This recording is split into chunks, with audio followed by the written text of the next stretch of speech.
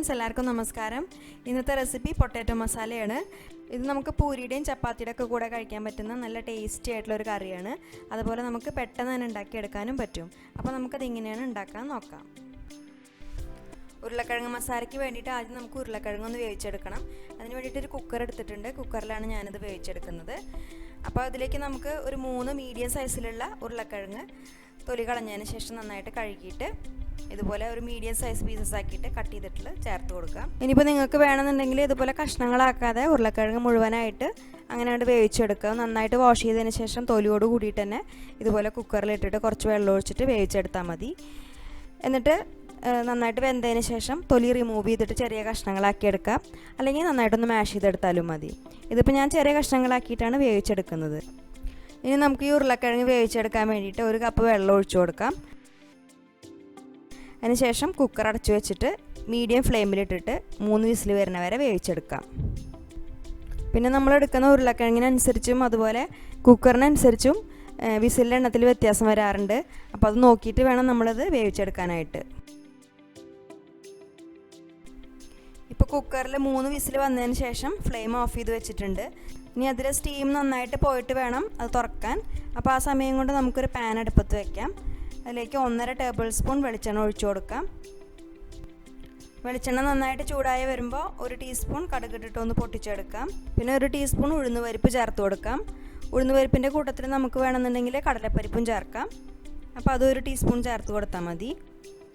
പിന്നെ വേണ്ടത് 2 വറ്റൽമുളകാണ്. വറ്റൽമുളക് ചെറുതായിട്ടൊന്ന് കട്ട് ചെയ്തതിന് ശേഷം ചേർത്ത് കൊടുക്കാം.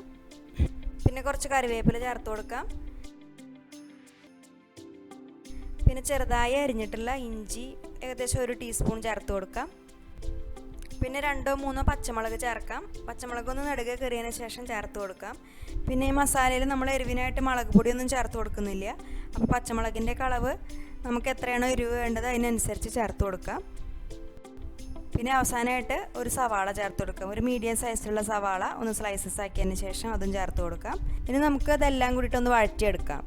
അപ്പോൾ ഈ സവാള ഒരുപാട് കളറൊന്നും മാറേണ്ട ആവശ്യമില്ല. ജസ്റ്റ് ഒന്ന് ട്രാൻസ്പെറൻ്റ് ആയി വന്നാൽ മതി. അതുവരെ നമുക്കൊന്ന് വഴറ്റിയെടുക്കാം. അപ്പോൾ സവാള ട്രാൻസ്പെറൻ്റ് ആയിട്ട് വന്നിട്ടുണ്ട് ഏകദേശം. അപ്പോൾ ഇനി നമുക്ക് ഇതിലേക്ക് മഞ്ഞൾപ്പൊടി ചേർത്ത് കൊടുക്കാം. മഞ്ഞൾപ്പൊടി ഒരു 1/4 ടീസ്പൂണും കുറച്ച് കൂടുതലും, അതായത് 1/2 ടീസ്പൂണൊന്നും വേണ്ട, ഒരു നുള്ളു കൂടുതൽ ചേർത്ത് കൊടുക്കുക. അതിനുശേഷം മഞ്ഞൾപ്പൊടിയുടെ പച്ചമണം മാറുന്നവരെ ഒന്ന് വഴറ്റിയെടുക്കാം.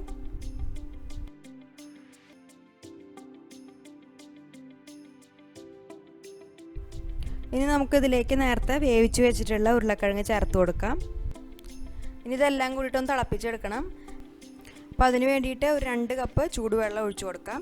നമ്മൾ നേരത്തെ ഉരുളക്കിഴങ്ങ് ചേർത്ത സമയത്ത് അത് വേവിച്ചെടുത്തിട്ടുള്ള വെള്ളത്തോട് കൂടിയിട്ടാണ് ചേർത്തിട്ടുള്ളത്. അതുകൂടാതെ ഇപ്പോൾ വീണ്ടും 2 കപ്പാണ് ചേർത്തിട്ടുള്ളത്. അപ്പോൾ നമുക്ക് ഗ്രേവിക്ക് എത്രത്തോളം തിക്നെസ് വേണോ അതിനനുസരിച്ച് വെള്ളത്തിൻ്റെ അളവ് അഡ്ജസ്റ്റ് ചെയ്ത് കൊടുക്കാം. ഇനി നമുക്കിതിലേക്കുള്ള ഉപ്പ് ചേർത്ത് കൊടുക്കാം. ഉപ്പ് നമ്മളിതുവരെ ചേർത്തിട്ടില്ല. അപ്പോൾ ആവശ്യത്തിനനുസരിച്ചുള്ള ഉപ്പ് ചേർക്കാം. ഇനി ഇതെല്ലാം കൂടിയിട്ട് നന്നായിട്ടൊന്ന് മിക്സ് ചെയ്തെടുക്കാം. അതിന് ശേഷം ഒരു മീഡിയം ഫ്ലെയിമിലിട്ടിട്ട് ഒരു 5 മിനിറ്റ് നേരം ഇതൊന്ന് തിളപ്പിച്ചെടുക്കാം.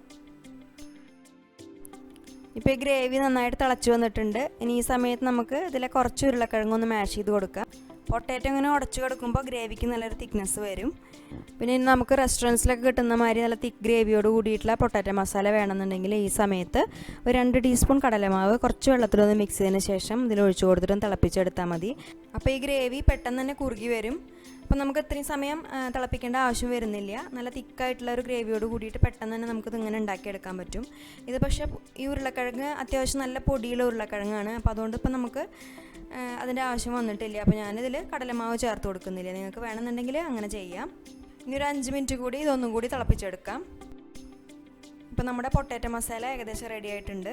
ഇപ്പോൾ നമ്മുടെ മസാല ഈ ഒരു തിക്നെസ്സോട് കൂടിയിട്ടാണുള്ളത്.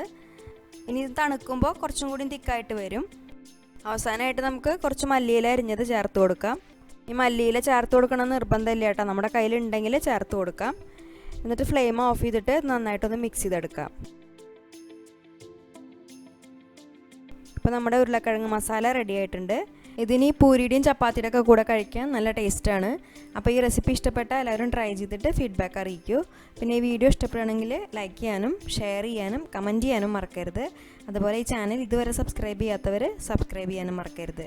സബ്സ്ക്രൈബ് ചെയ്യുമ്പോൾ പുതിയ വീഡിയോസിന് നോട്ടിഫിക്കേഷൻ കിട്ടാനായിട്ട് തൊട്ടടുത്തുള്ള ബെല്ലൈക്കൺ കൂടി ഒന്ന് ക്ലിക്ക് ചെയ്തോളൂ. അപ്പോൾ ഇനി നല്ല റെസിപ്പി ആയിട്ട് വീണ്ടും കാണാം. താങ്ക്